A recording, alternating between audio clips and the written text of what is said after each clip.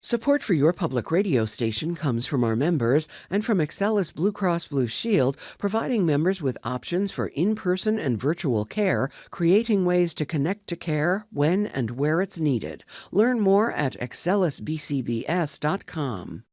From WXXI News, this is Connections. I'm Evan Dawson.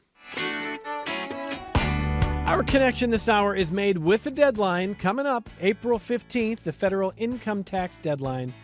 Admit it, you're a procrastinator. Have you filed your taxes yet? And if not, do you have anything that's tripping you up or making you concerned? We're going to talk to a CPA to close the hour who will offer some ideas, especially for the last-minute filing class. But first, a special musical performance is coming to Parcel 5, and you can have a front row seat of sorts. An acclaimed composer is working with the Eastman School of Music and local musical groups on what's being called a spatial symphony. And our Classical 91.5 colleague, Seghatoleslami, will tell us all about it. But we're starting with a look back at June 2023, when smoke from record-breaking wildfires in Canada blanketed New York and the rest of the Northeast. A group of Cornell researchers were doing field work on grassland birds at the time, and their recording devices captured something remarkable. Birds across the state stopped singing.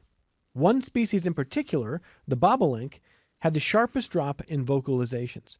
My colleague Jeremy Moule recently reported on why the bird stopped singing, and he is with us in the studio now.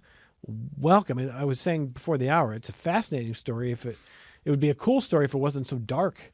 I know. It's one of these things that's a little bleak, but there is a little bit of hope with it, too. Yeah. So how does this one hit your radar? What brought this one to your attention? Sure. This is something that it was some research that came out of Cornell, and they were publicizing it. Knowing that people are interested in both birds and were very interested in that wildfire smoke event, I just jumped on it saying, here's two things that probably are going to interest our audience. It really was that simple. You know, when you said it was 2023, there were a couple years in a row where there was wildfire smoke pretty regularly, although that might have been the worst of it. I don't know that we've had a fully clean spring and summer from wildfire smoke. It's almost like we're getting used to it in a way. Yeah, that's the projections. With climate change, they expect more forest fires. They expect them to be more intense. And New York is probably just going to keep getting hit with smoke from them. So you talked to a Cornell PhD candidate and one of the researchers involved here about why it matters how often a bird is singing or chirping. Tell me about that. Yeah, it was something I didn't know the answer to. And she explained that these chirps, these songs, these vocalizations is the term I think they used, play some really key roles in the breeding season. They use them for attracting a mate. They use them to defend the nest. They use them to communicate with the fledgling birds. And if they can't do any of that, they say this very directly in the study, that could lead to population declines. So you talked to Trifosa Simamora about this, and let's listen to a little bit of more detail on why this matters here. During breeding season, they really need to sing. So imagine we are as a human are being required or being told, advised to stay inside, but they can't really go anywhere because that's their home, like the grassland area, and they have to sing for defending their nest, for attracting female, to do the mating season, and also to train their offspring, basically. So it's not just about pleasing sounds for us. I mean, there's a purpose to all of it here. Yeah, it's like so many things in nature that we don't think about, but everything serves a purpose. And the paper on the study that you're talking about is pretty direct about potential consequences here. So tell us why it matters. Well, I mean, grassland birds are part of our ecosystem, and if they decline, and they're declining, who knows what'll happen? Who knows what else will go out of balance with that?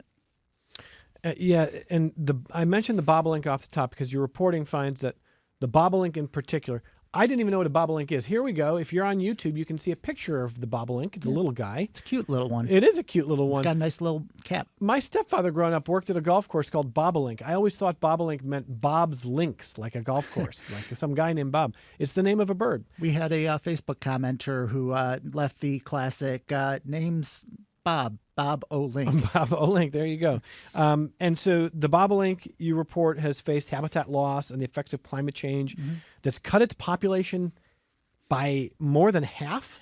More than half in over 50 years, yeah. And amazing. Habitat loss is a big reason for it. Change in agricultural practices has contributed to that, as well as development. And so, obviously, wildfire smoke, you can look at the picture of that bird and think, I mean, just logically, you're going to be concerned about the effect on a creature like this. And they're already been hammered by these other factors. So they could be even more threatened here, yeah? Yeah. And there's there's always other emerging threats, too, that they have to deal with. So what do the researchers anticipate for the future of these bird species with, obviously, we don't know what smoke events in the future, but as to your point, we kind of assume now that we are living with some level of wildfire smoke, right, climate change, et cetera. Tell me about the future for them. Sure. So, the future for them, as you said, with climate change, it might drive more habitat loss. There may be more smoke events. There may be additional stressors, or some of these stressors are worsening.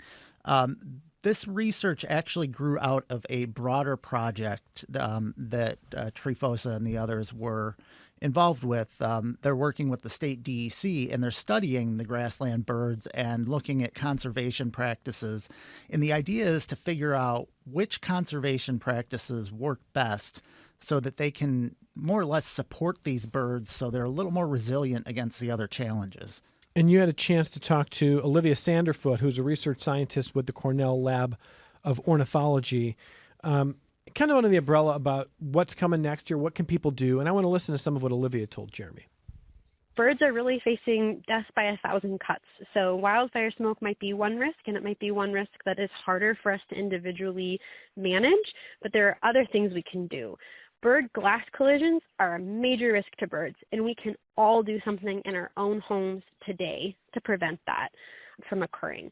We can keep our cats indoors. We can plant native gardens. These are all things that will help birds now and make bird populations more resilient so that when they are faced with something like wildfire smoke, they are better poised to thrive through that.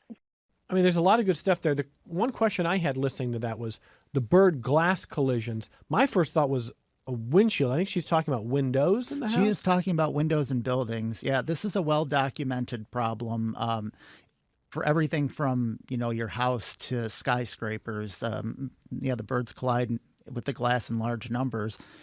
Cornell, the Lab of Ornithology, has a web page devoted to that, and it has some tips on what you can do if you want to keep the birds from smashing into your windows.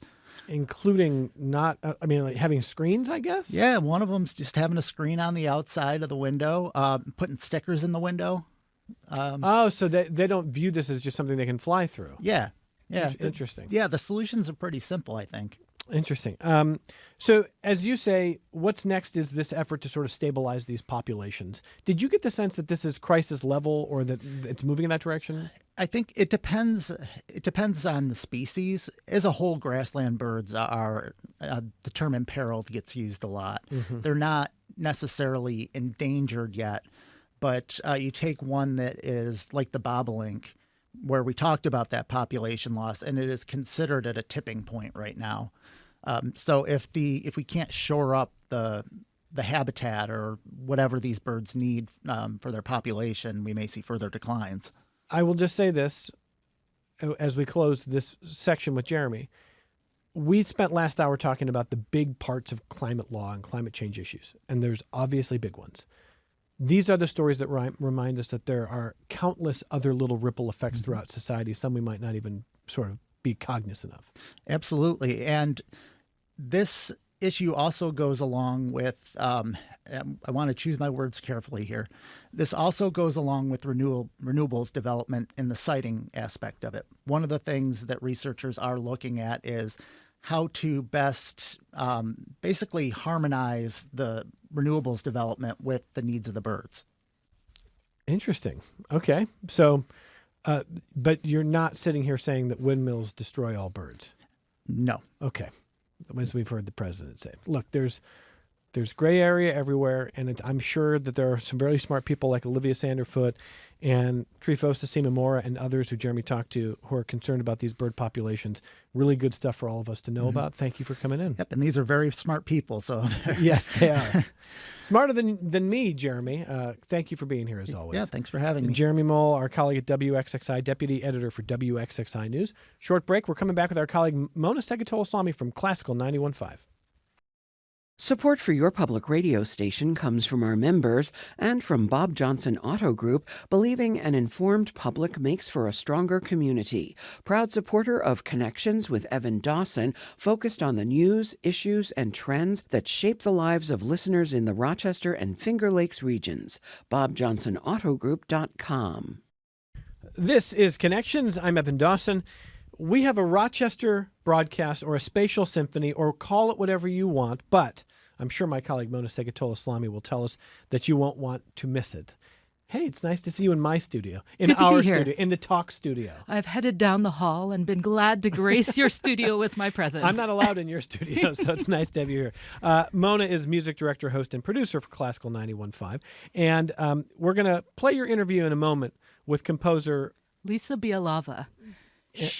Go ahead. Well, what's the elevator pitch on who Lisa is and what you want people to understand before we listen to this interview here? Sure. So she's sort of like an embedded reporter. She's an embedded composer in our community. Over these last few months, she's been working with students from Eastman School of the Arts, community groups. And the piece she's working on is a piece she's staged all different places, including by the Berlin Wall, in airfields, in, I think, Knoxville, Tennessee. It's called Broadcast, and not like what you and I do broadcast, but the idea is it starts at a central place and it builds outward with all the musicians working together. So it's a piece that sort of gets at the idea of space and community, and that's what I was really excited to talk to her, because she's written traditional concert hall pieces, winner of all sorts of great international prizes, Guggenheim Fellowship, so she's a very respected international composer, but she also really thinks a lot, not just about the notes she writes, but what music means as a relationship between us and our community. There's a lot of beautiful ideas here. Let's listen to that conversation. I'm so excited about this performance on April 18th that we'll all get to hear and many will get to participate in. That's right. Yeah. Will you actually talk to me about these broadcasts, pieces that you've created for spaces all over the world? Yeah. Well, this is going to be Rochester Broadcast. And each iteration of this project is kind of a new composition. It draws from the same toolbox, but it's sort of shaped to kind of fit each community that I make it in, and this will be the 5th large city broadcast. And what that means is usually at least a couple hundred musicians coming together in public space, and these can be musicians of all different stripes. It can be professionals, amateurs, students, community orchestras, middle school bands. I've had Chinese instrument ensembles in San Francisco. I had a West African drumming group in Knoxville. So I made the piece first in Berlin back in 2013, and then since then it's been done in San Francisco and Louisville and Knoxville. So this will be the 5th sort of full iteration of the broadcast, and this one, Rochester Broadcast, is being built right now. So can you give us some hint as to what the musicians are working on, or what sort of things we'll hear, even though it probably changes in the space? It absolutely does, yeah. One of the things that I like to have as my starting place is that I want the project to have no barriers to access, to participation. So what that means is that there are always ways for people who don't read music to be part of it. There are always ways for groups at any level to be part of it. And also, it's got to be made so that it's as easy as possible for people to prepare. So what that means is I actually create a piece that's, if you want to imagine, it's for, let's say, 12 players, right? But each player is an entire group, right? So it gets rehearsed in the group's own rehearsal periods at their own times, right? And then what happens is the only time it actually ever happens all together is in the performance. So it's possible for the piece to be prepared entirely in advance during, first period orchestra class or whatever it is. Now, in order for that to work, I have an individual, one player And in this case, it's going to be an Eastman musician, right, that gets embedded in each group, like an embedded journalist in, in an army or something. So each orchestra or band or music group choir has one embedded Eastman musician in it. And those musicians can actually rehearse with me in a skeletal way, right, with just one person representing each group, to sort of determine how to practice how the piece will actually happen. The reason I'm going like this is that I'm broadcasting my fingers away from each other, because the piece is called Broadcast, not because it has anything to do with radio, I'm sorry to say, but because it broadcasts from the center of the space. So all of the groups will start performing at the center of Parcel 5, and then over the course of a half hour, they will move away. They will broadcast away from the center. That's amazing. So often, many of us are involved in music, whether it's listening or singing in the church choir or playing in a community group. But sometimes it feels like there are bubbles. There's the Eastman bubble, and this really is one of the few projects I've seen that really breaks that apart and puts us together. Well, Dean Kate Sheeran at Eastman, she and I worked on projects like this before together when she was in New York and even in San Francisco. And one of the things that she said initially to me in our first phone call about it was that, Rochester has a very high sort of musician per capita, number. So I think there are a lot of, the cities that are right for this project are the ones where there's a lot of music making happening all over the city. But yes, perhaps maybe it's happening in bubbles. So this project actually has a kind of a sustainable impact on, hopefully, that's one of the goals, right? It can have a sustainable impact on a community because groups that are making music in their own worlds can become aware of each other, and there can often be sort of new relationships sparked that way. And just a new appreciation for all the different kinds of music making that are happening in the city. For you, why music? I know you grew up in a musical family and you sort of went away from music a bit by majoring in English, but you've made this your whole life now. Yeah, I mean, when you grow up in a musical family, there's this sort of expectation that you are either going to go into music or you're not. And that expectation gets sort of watched from the time you're very young. Like I started playing violin at 3 and, So I did, in fact, I went to Yale for undergrad. And while I was there, I didn't necessarily think I wouldn't major in music, right? But I did want to go to Yale because it had an amazing academic, department. And I was also kind of a nerd. I mean, I wasn't, I was a bookish, person. I loved to read, and I always loved narrative and storytelling. And so when I was at Yale, what I discovered was that I could get into the advanced music classes if I just tested into the advanced music classes. But I couldn't get into the advanced literature classes unless I was a major. It was just too competitive. So the only way for me to take advanced classes in both was to major in literature. So it was a bit practical. It was a bit practical. However, I will say it ended up being particularly a powerful choice for me, I think, in the long run, because I do think that a lot of the skills I learned and the sort of the sensibilities that I got through sort of osmosis in the literature department made their way into my compositional practice. So this idea of a story being told, it's always about community for me. I'm not one of those kinds of composers, and they're wonderful, who are all about sort of the sonic properties of instruments or I love those things too, the timbral things. Those are exciting.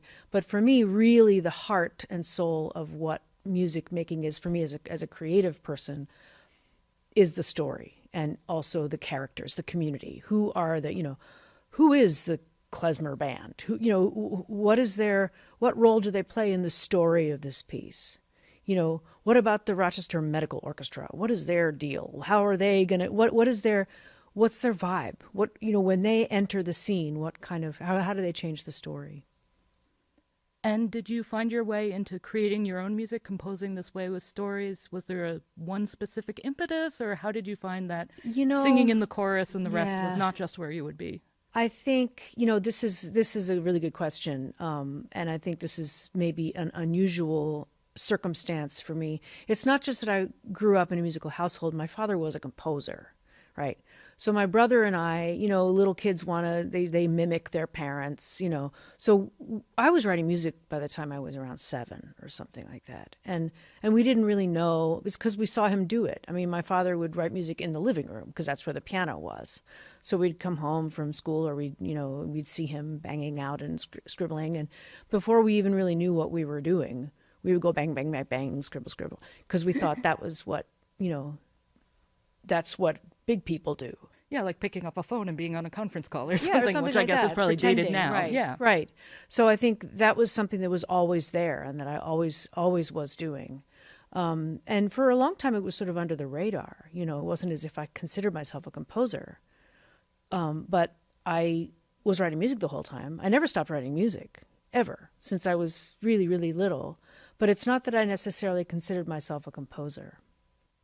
Sort of more of a creator, or? No, it just was something I did, I was also singing jazz. I mean, I was a singing cocktail waitress on Martha's Vineyard in my late teens. I was just doing all kinds of stuff. I was a musician. I was trying to find ways to participate in music making.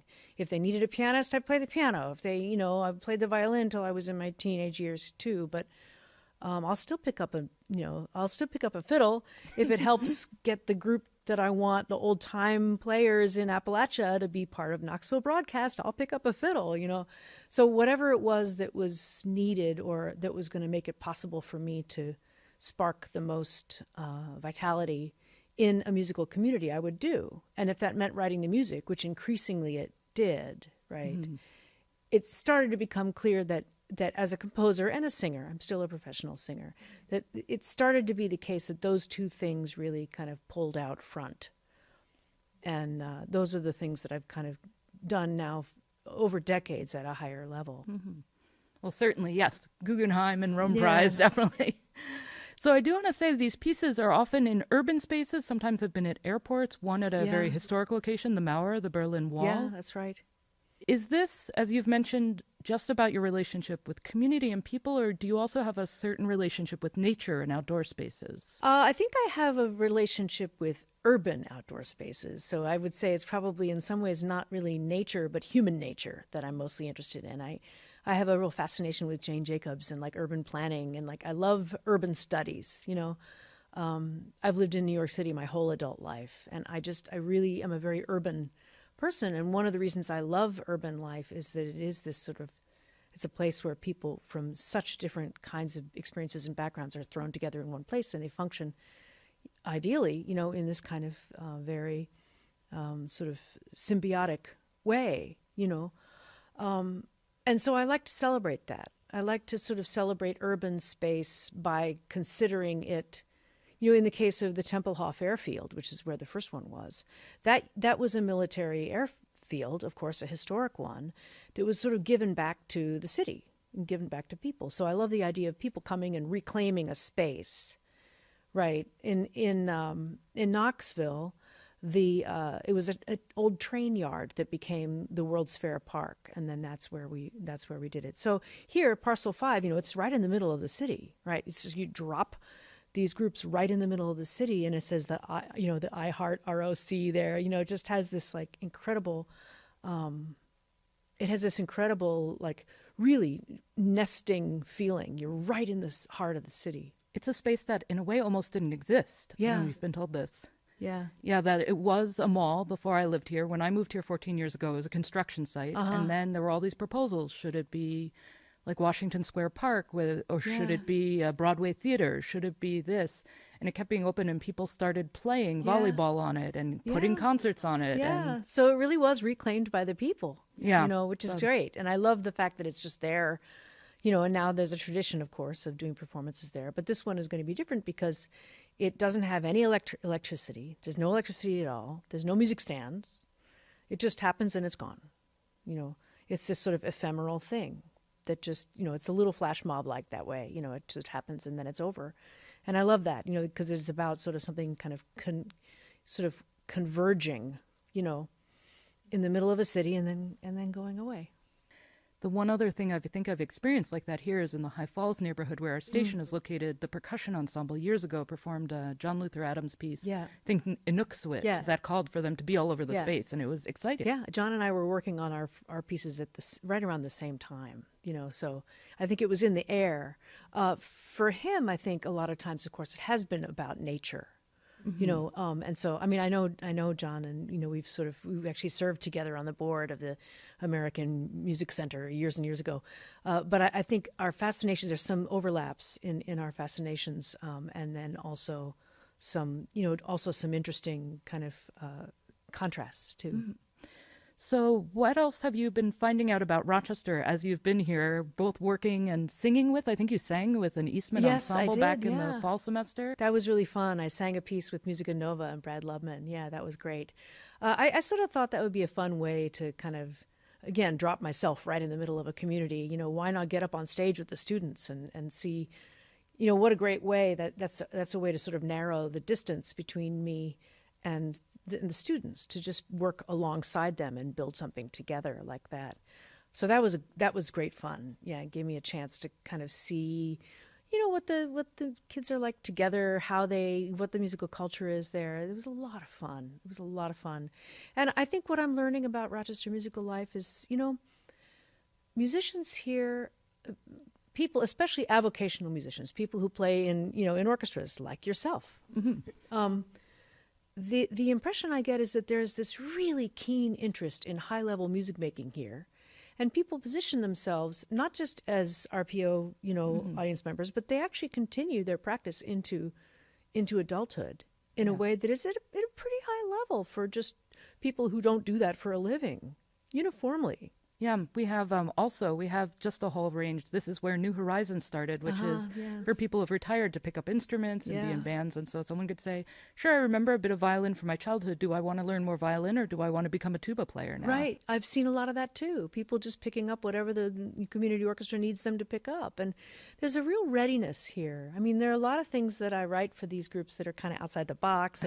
And that's been a real readiness to just, a wonderful kind of a desire to just be part of it, and Rochesterians seem really kind of game to me. I am, of course, a big champion for all of that here, but my colleague Brenda, who's a singer and a church organist, also has started some handbell choirs in Brockport. And I'm hoping that it seems that one of my orchestras is going to be part of this piece, so I'll be out in Parcel 5. Yeah, it'd be great. So is there anything else people should know for coming to attend it, or what they might be experiencing, or how to experience it? Or does it just kind of come out to the park? I mean, I think one of the things that you can probably intuit, of course, is if all the groups are starting at the center of Parcel 5, and then by the end of the performance, they've broadcast out from the center. The question is, where is the audience, right? There won't be any chairs there, right? So you'll just be milling around the way you would. The Parcel 5 will look like Parcel 5 always does, right? But if you think about it, for the beginning of the performance, people listening are going to have to be around the larger group, right? But then as the piece starts to spread out, where are you going to listen from? And I haven't solved that for you. So it's sort of a way to kind of invite people to be their own mixing engineer, right? They get to decide where they want to stand to listen to it. At a certain point in the piece, there will be groups that are so far away from each other that they won't be able to hear each other. But it's possible that if you position yourself halfway in between them, you might be able to hear them both. And that's part of what I'm writing for. I'm writing for foreground and background, and sort of for possibilities like that, to create a kind of a tapestry. And there is an arc to the piece. It's not a sound sculpture. It does have a story. It does have a narrative arc. And so we're going to do it twice. So we'll do it at noon and at 2 o'clock on April 18th. So that gives people an opportunity. I'd recommend coming twice. Go across the street, have some lunch, come back, because that'll give you a chance to take a different path, maybe follow a different, hear it from a different vantage point. Plus, it's going to be different. It'll be different. There's so many things that have happened that, for me, have started to change how I think about what music making means and what community means. And it seems so much, whether it's the pandemic, whether it's this sense of social isolation and seeing younger kids need to connect in a different way. that, I used to often say for me when I was younger, it was about the music. I love Mendelssohn and I love Mozart. And I got older, Yeah. it's about what music does in our lives and Yeah. with each other. So I don't know if you have any other thoughts on something that's sort of shifted for you or you find as you do this. I would say that that's always what it's been about for me, but that what I'm learning now is that is, I mean, sometimes you're not really in sync with the times, but what I'll say is that this piece, I started making these big broadcast works in 2013, but it feels really more intense doing it now. The work itself, it's the same work.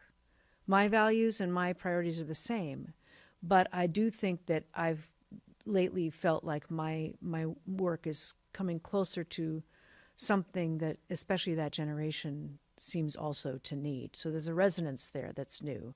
The work isn't new. I haven't changed. I'm the same. But the resonance seems to be new. Lisa Bielawa, thank you very much. Thank you, Mona. Yeah. And thank you to my colleague, Mona Seghatoleslami, for bringing us that story. Mona is the music director, host, and producer for WXXI Classical 91.5. We're closing the week. It is tax season.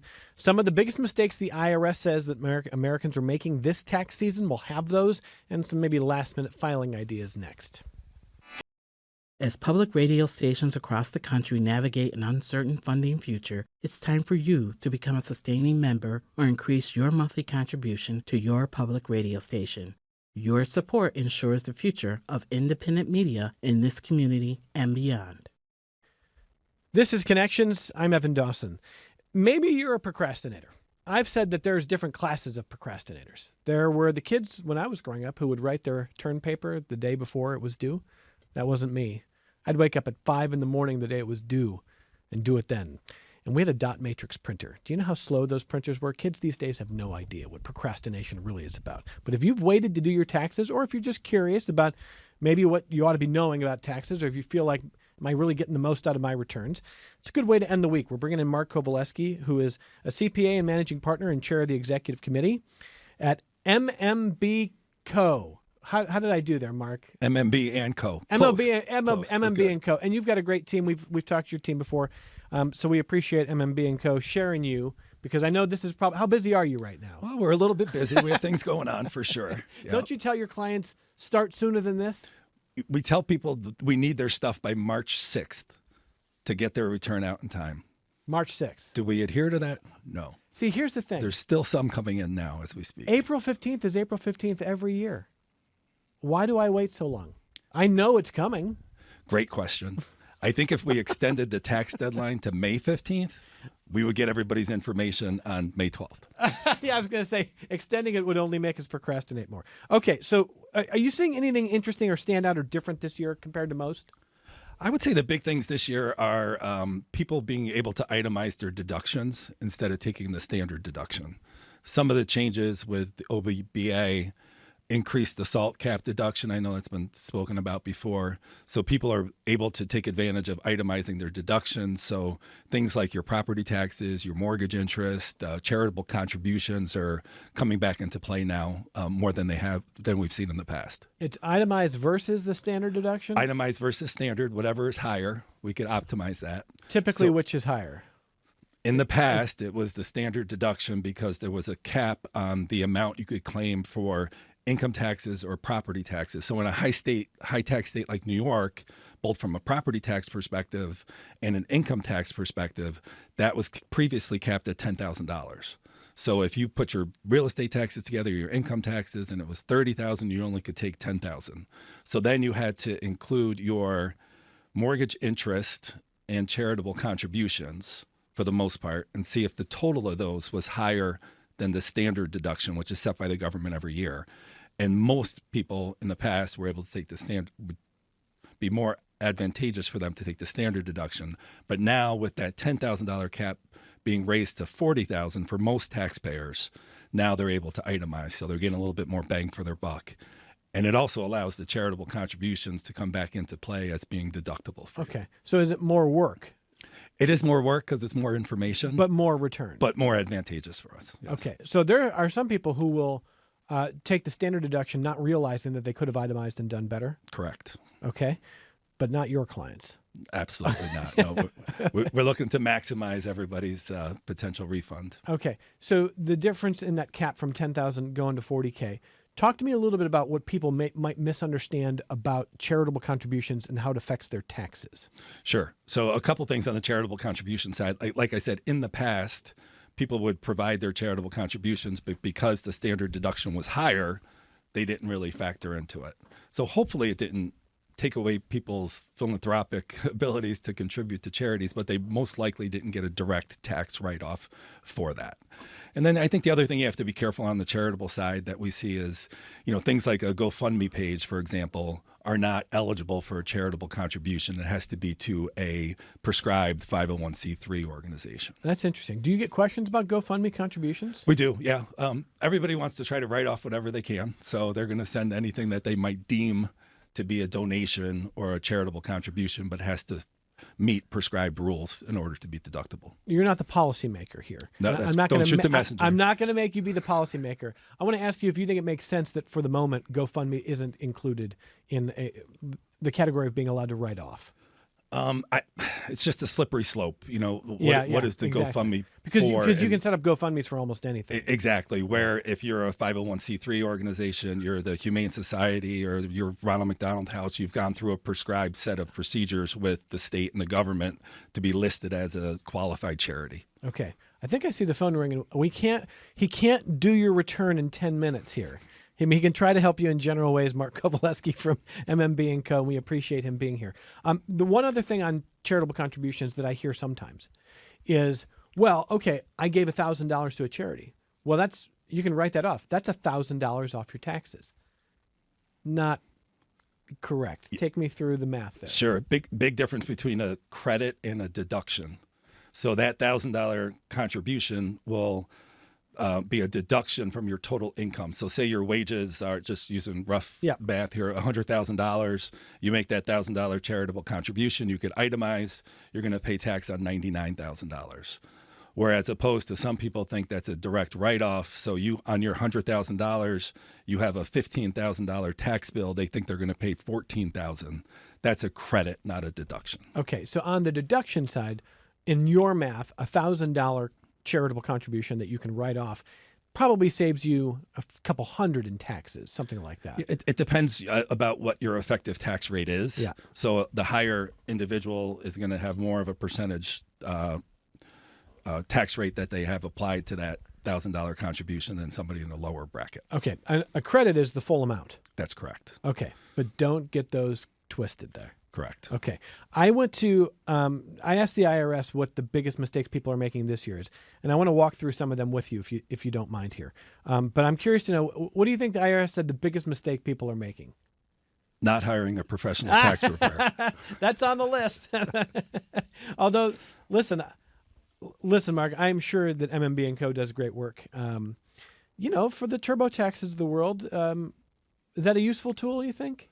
I do. I think for certain people that have a very easy tax return to do, that might be a good tool for them. But I like to tell people, if you were going to remodel your basement and you had to rewire your electricity, you could probably go to Home Depot and do a YouTube video or chat GPT how to rewire your basement. But is that really something you want to do? So we're more expensive than a TurboTax, but to have the peace of mind and have the knowledge that you're not leaving any potential deductions off your return, I think it's worth hiring a professional. All right, here's their report. Number one, failing to report all income, and especially things like, according to the IRS, crypto sales and side hustles.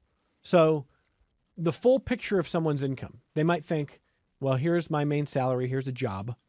But if they're not reporting side income, they're not given the full picture, right? Correct. So I think what gets lost in that is some other things, like, for example, your W-2 gets reported to you, it gets reported to the state, it gets reported to the IRS. Your side hustle that you mentioned, you have a landscaping business or something along those lines, that income is not reported to the IRS, right? So there's no mechanism that comes to you to say, I need to report this, but anything that's income derived from your trade or business needs to show up on your tax return. Okay, even if it's a small amount. Correct. What's the smallest amount that they could tax you for? Well, it really depends. Like if you do business with somebody, I think one thing that's commonly overlooked is, say you do have this side hustle, you're a sole proprietor doing something. If somebody's company is reporting more than $600 of wages to you, that would be required to go on a 1099 NEC. Some people feel like, well, it was only 500, so I don't have to report it. That's not the case.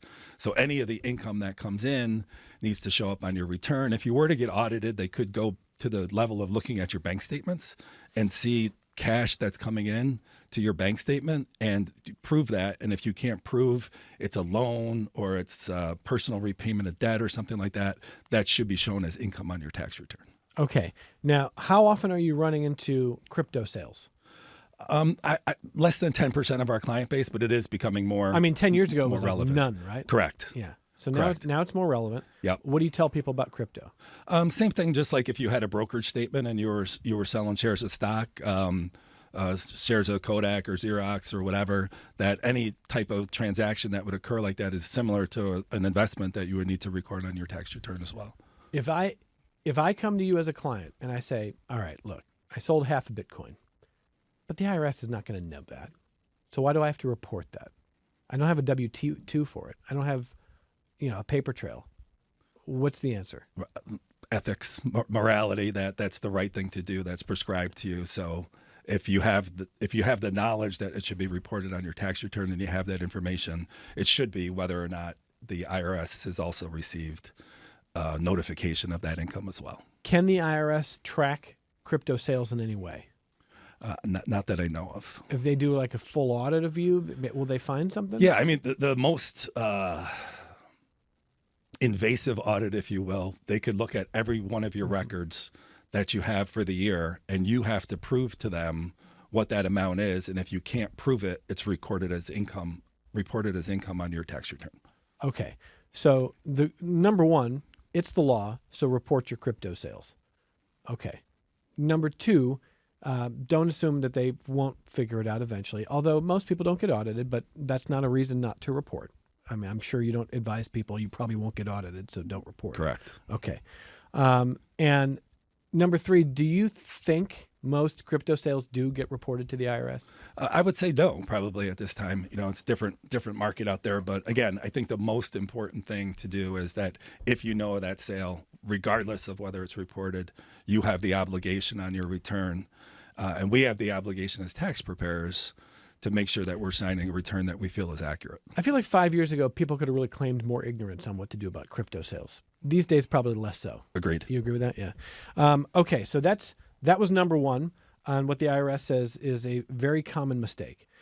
Then they've got neglecting to update withholding. Okay, so tell me about that. Sure. So a good example is my daughter just got married. New Year's Eve, which, by the way, is perfect tax planning for. Did she get married on New Year's Eve at your advice? No. But you thought it was great. It was great, right? So she's able to file a married filing joint return, which has benefits to her from a taxability standpoint. So now going into the year, her next year, you want to update your withholdings on your W-2 because you had a life event.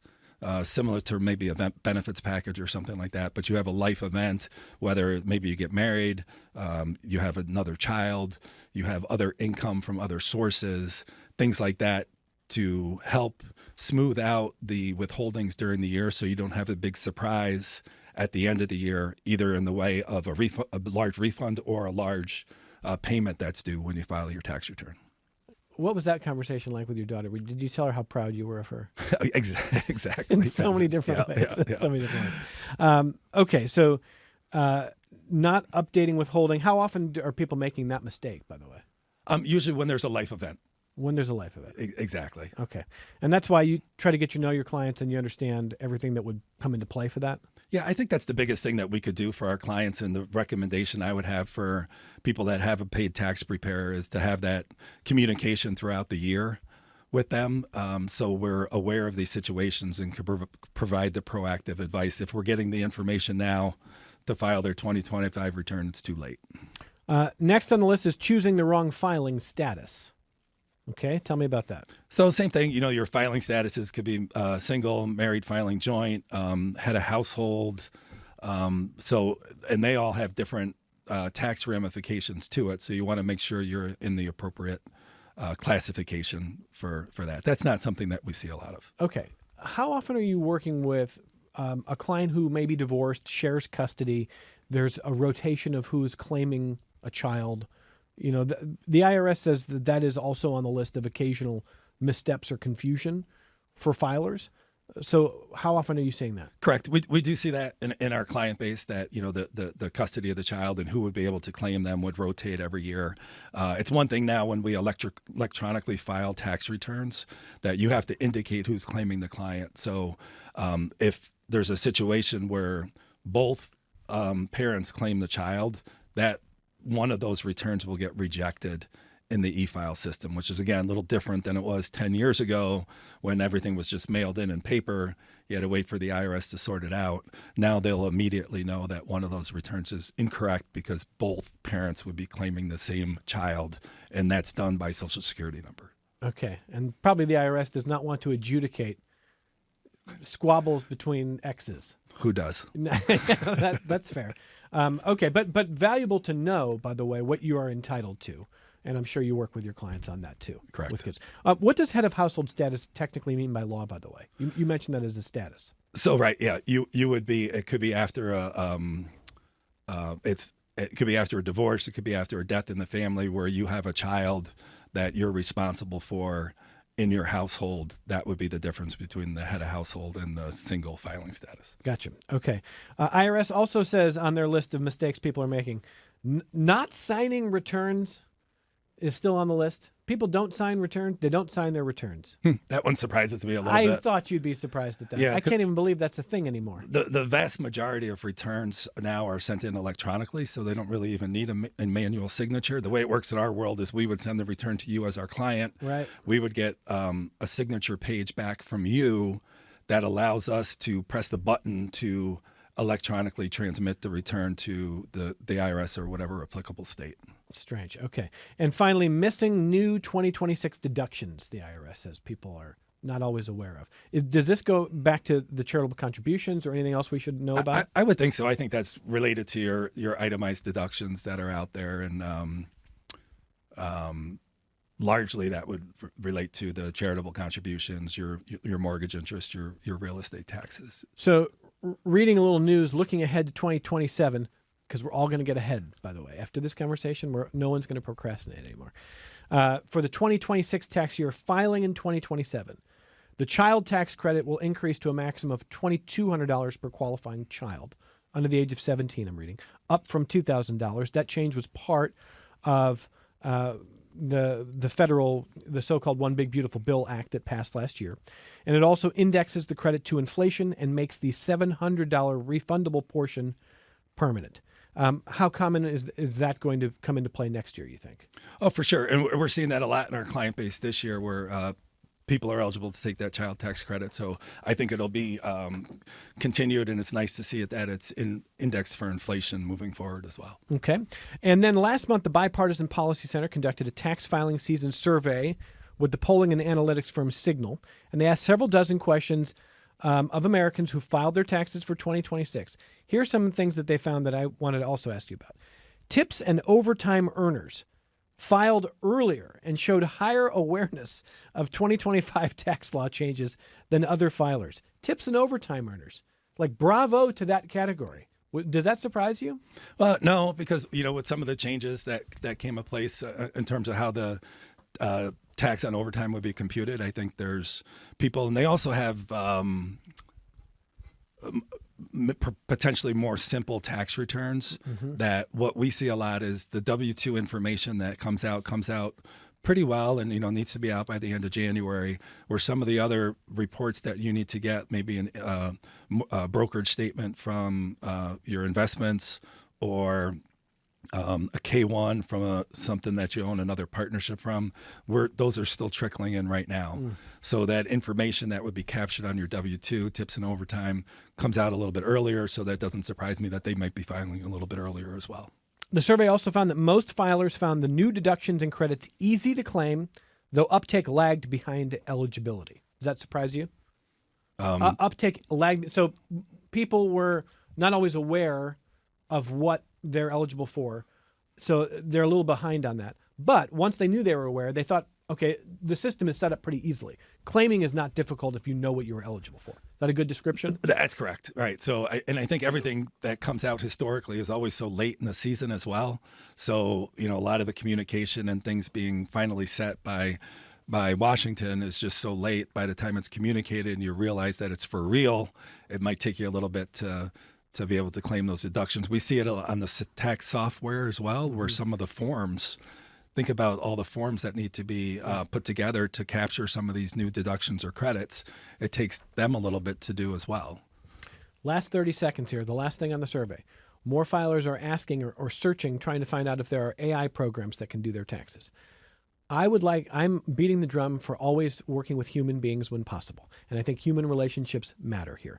Do you think AI is going to move into your space anytime soon? AI is in our space right now. And the best thing I could talk about is I don't think AI is going to overcome what we do or take over our profession. But the firms that don't embrace it in their model are going to be left behind. Okay, so you can use AI to work with your clients' returns.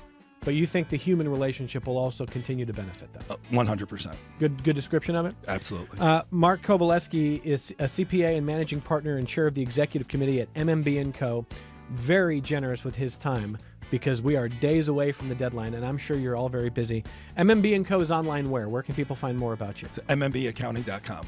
MMBaccounting.com. Yes, sir. Cheers to the next few days and earnings a little bit of a rest for you and anybody out there who is working on our taxes. Thank you for what you do. Appreciate it, Evan. Thank you. Have a great weekend, and from all of us at Connections, thanks for being with us. We will talk to you next week on member-supported public media.